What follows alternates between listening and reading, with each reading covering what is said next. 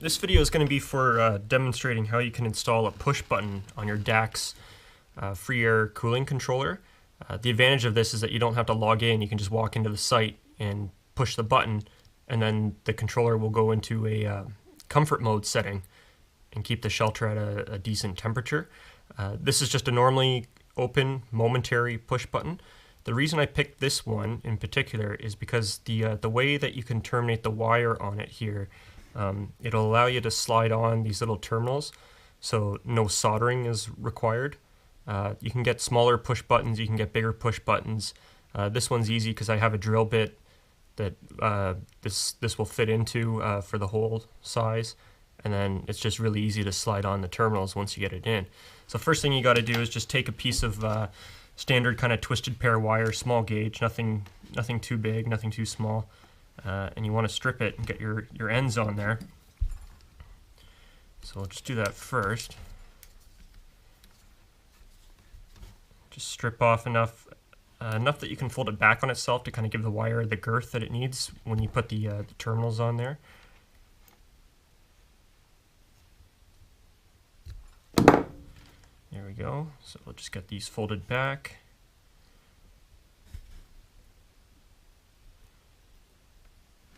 Give them a twist.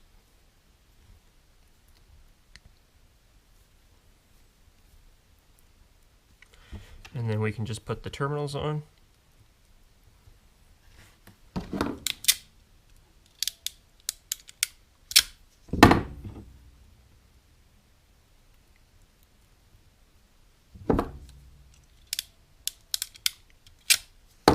Always double check your connections to make sure they're solid and won't pull out.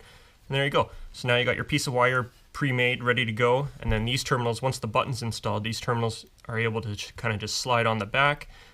No soldering is required. And then it makes for a quick removal and easy installation, and no fuss, no muss. And the next part of the video, I'll show you how to install the push button and connect everything up.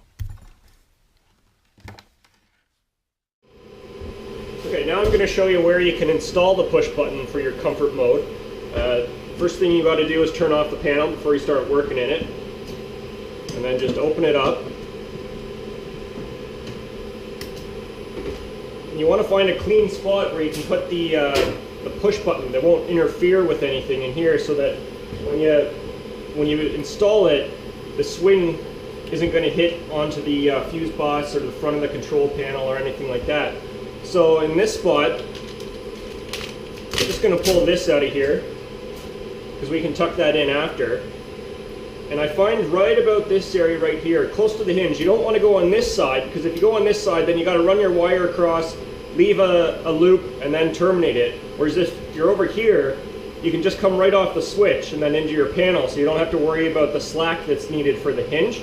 So I'm going to install it, I'm going to drill a hole right here for it, so that we can install the switch.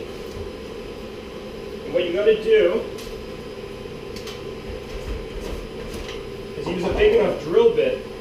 So in this case, I've taken the ring that was on the switch there, one of the retaining rings, and just check it with a drill bit size. That's perfect. It's not too small. That should allow for the switch to be installed. Got my drill ready. Just going to double check again where I think it should go. Probably right around there. And then take your drill and start drilling.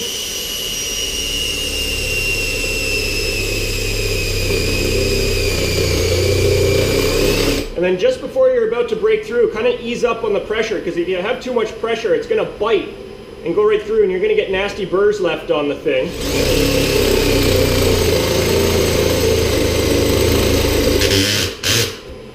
Set the chuck.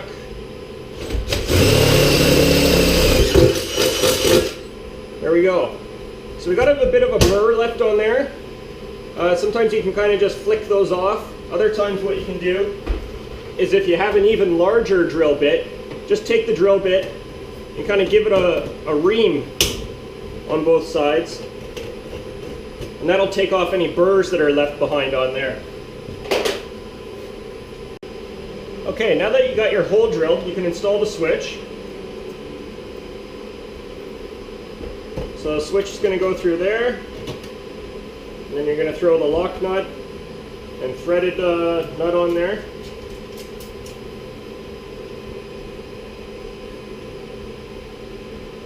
Just check again that the clearance is good, it's all good.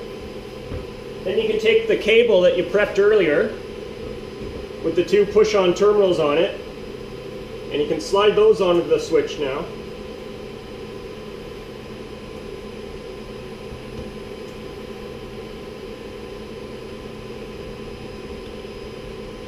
Again, just check the clearance, still good. So now, just give yourself a bit of slack so that the door can always open all the way. And then you're going to route your cable up to terminate onto this terminal strip right here. I'm just going to cut the cable to length. And then unstrip a little bit on each wire.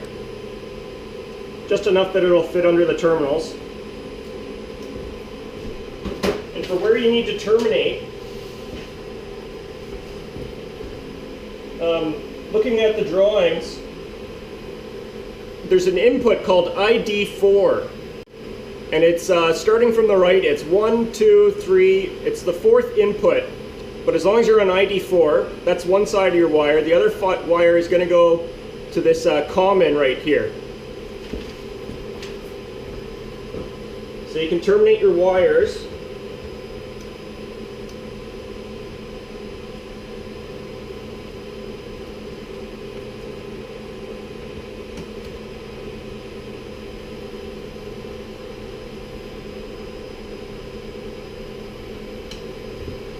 And then just kind of dress your cable nicely so it doesn't interfere with anything.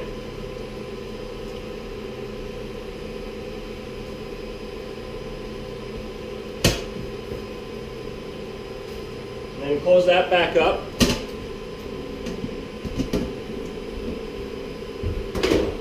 Okay, so now that the button's installed, you want to, first of all, I'm going to print a label for it so that contractors that show up on site know what the button's for.